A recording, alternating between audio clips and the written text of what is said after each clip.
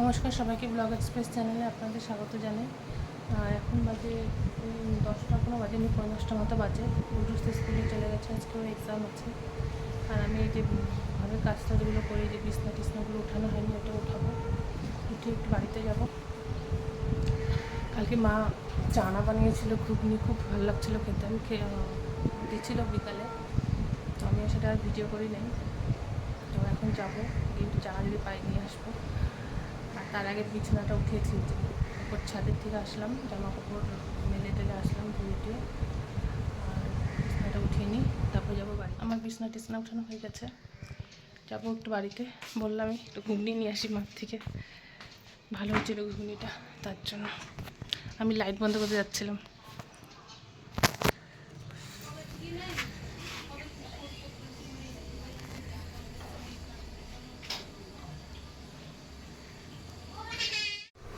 ভাই তুই উঠিস না, যারা আমি তোকে চা দিচ্ছি।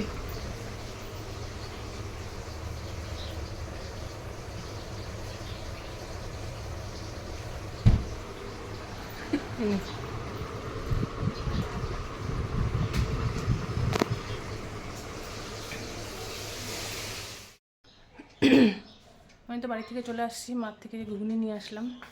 এই যে ঘুগনি, এই যে ঘুগনি, আর এই যে রুটি। ঘুগনি আর রুটি খাবো। আজকে একটু ডিমের ঝোল করব। আর কালকের একটু মুসুর ডাল করছিলাম, সেটা আছে। মুসুর ডালটা আছে, ওটাকে একটু গরম করব। আর ব্যাস, ডিমের ঝোল ভাত করবো, হয়ে যাবে আমাদের গুলটুসের। ওর বাবা থাকলে এক্সট্রা কিছু একটা করতে হয়, ভাজা টাজা। কিন্তু যেহেতু আমার গুলটুস, অত ঝামেলা নেই। ও তো মাছ খায়ও না, ও তো মাছ খায় না। মাছ যে নিব করবো, সেটারও লাভ নেই। কারণ মাছ খেলে পরে, মাছের কথা শুনলেই ওর যেন গায়ে রক্ত মাথা, মানে গাটা জ্বলে যায়। আর যদি জিজ্ঞাসা করবে আমাকে যে কী রান্না করবে, আমি যদি বলি মাছ, তাহলে ও ব্যাস মুখ দেখাতে থাকবে, খাবো না আমি, এরকম। মাছ খেতেই চায় না। মাছ মানে দেখলে পরেই ওর, মাছ খেতে চায় না, মাটনও খেতে চায় না। চিকেনটা একটু খায়। সবথেকে ভালো পছন্দ করে ও ডিম। ডিম ডিম পছন্দ করে। ডিম মানে মানে ডিম যদি ওকে 3 বেলা 3টা দেওয়া হয়, কোনো অসুবিধা নেই। কিন্তু দেওয়া তো যায় না, 3টা ডিম একবারে।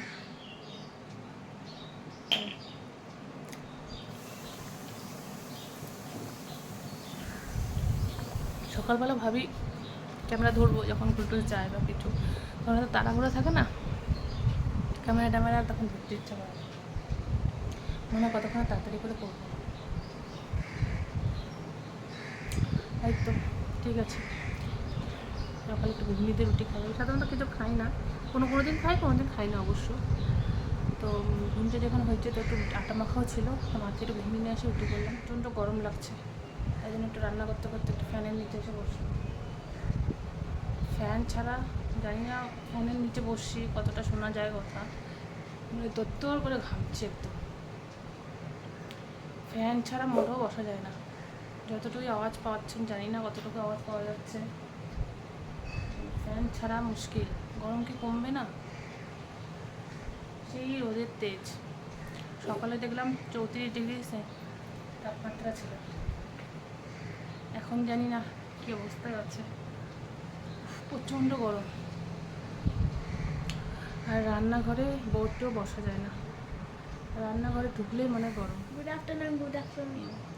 শুভ দুপুর সবাইকে।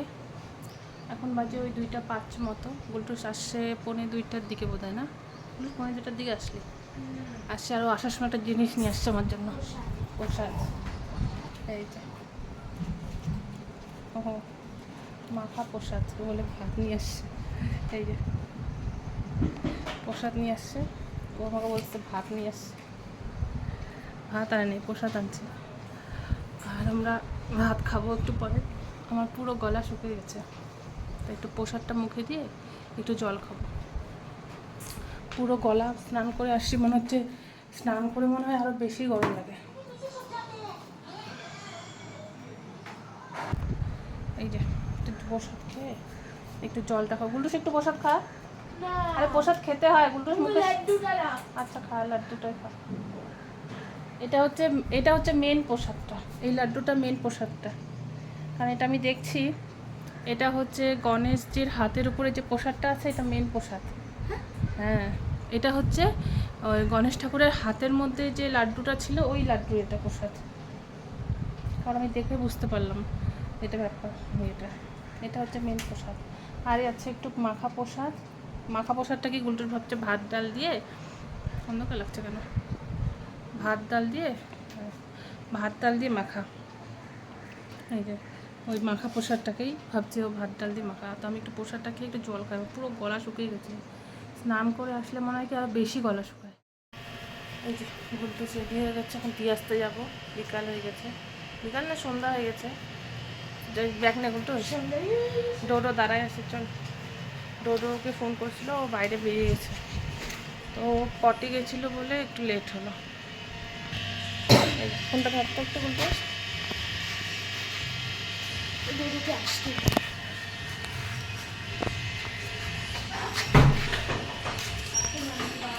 সকাল হয়ে গেছে।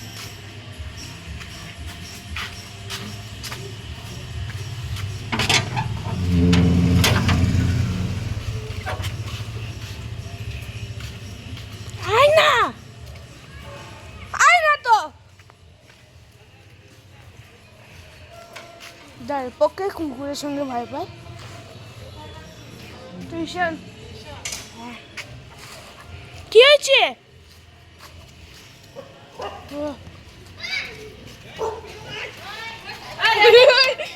গুলটুসকে দিয়ে চলে আসলাম। একটু পিঙ্কিদের বাড়িতে ঢুকছিলাম, একটু কথা বলার ছিল।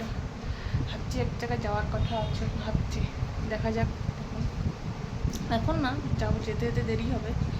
যদি যাই তো আপনাদেরও নিয়ে যাবো সাথে করে, দেখি। তবে এখন 7:30 বাজে, ওই যেতে যেতে 8টা তো হবেই।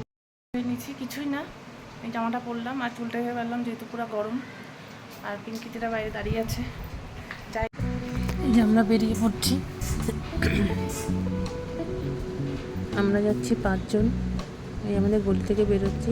আর আজকে আমাদের মোড়ে যে ঠাকুরটা হয়েছে, ওটা ওই ঠাকুরটারও আজকে বিসর্জন আছে, তাই যে গাড়িতে উঠিয়েছি। প্রধাননগর নিবেদিতা রোড কনসার্ট হচ্ছে। হ্যাঁ, এখানে আমরা ডান্স করতে যাচ্ছি। আর ঠাকুরটা বিসর্জন হবে মনে হয়, শুনলাম। ঠাকুরটা আমি শুনেছি ঠাকুর বিসর্জন হবে, সেটার জন্য ফায়ার ব্রিগেড ডাকা হয়েছে। আমরা এখনো শিওর না। এখনো প্যান্ডেলটা আমি দেখেছি যতদূর খোলা অবস্থা। হ্যাঁ, তার মানে বিসর্জন হবে হয়তো কনসার্ট শেষ হওয়ার পরে হয়তো ঠাকুর ওখানে বিসর্জন হবে। হ্যাঁ, তো এটা বিসর্জনের একটা স্পেশালি চমক রেখেছে। হ্যাঁ, ঠিক আছে।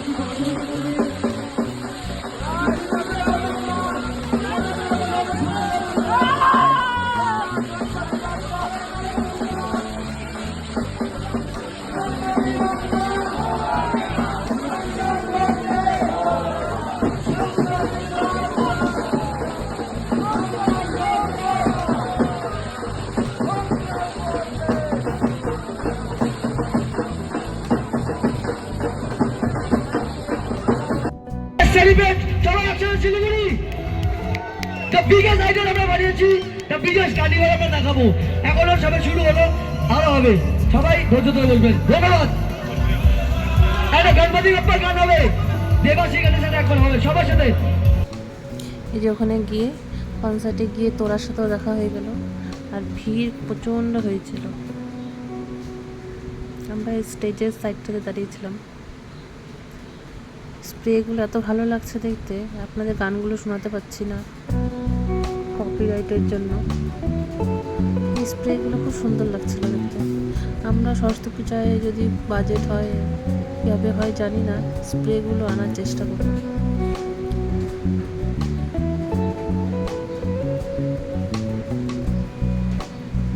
গানগুলো খুব সুন্দর, চয়েস করছিল এত সুন্দর।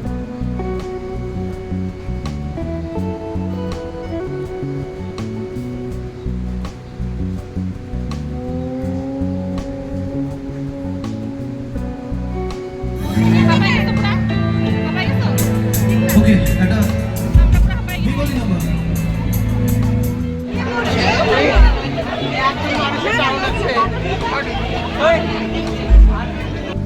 সাউন্ড থেকে বিবাদ এই যে পিঙ্কিদের কি হয়েছে, দিবাকর পিঙ্কিদের কি হয়েছে,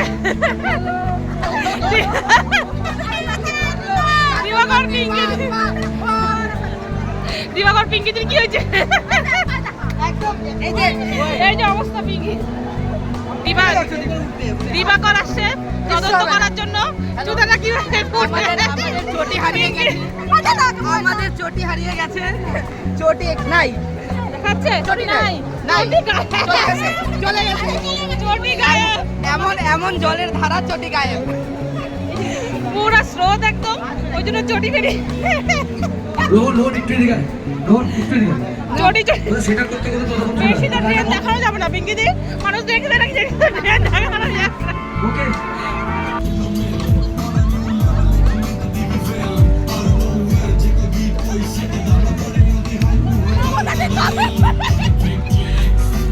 এত সুন্দর সুন্দর গান হচ্ছিল। ওই একটুখানি পিঙ্কিদির ওখানে একটুখানি গানটা দিলাম, জানি কপিরাইট ক্লেম আসবে, তাই একটুখানি দিলাম, বেশি তো দেওয়া যাচ্ছে না। খুব সুন্দর সুন্দর গান আছে, ঠিক আছে।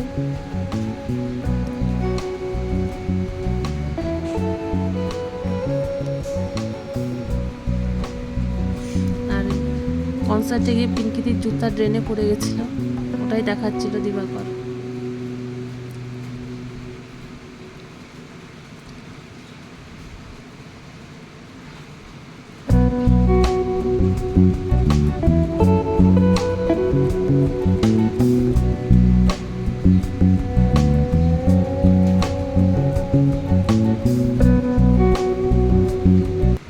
এই বাড়িতে আসছি কিছুক্ষণ আগেই, স্নান টান করলাম, স্নান টান করে এই মাত্র বসলাম, বসেও নাই দাঁড়ায় আছি,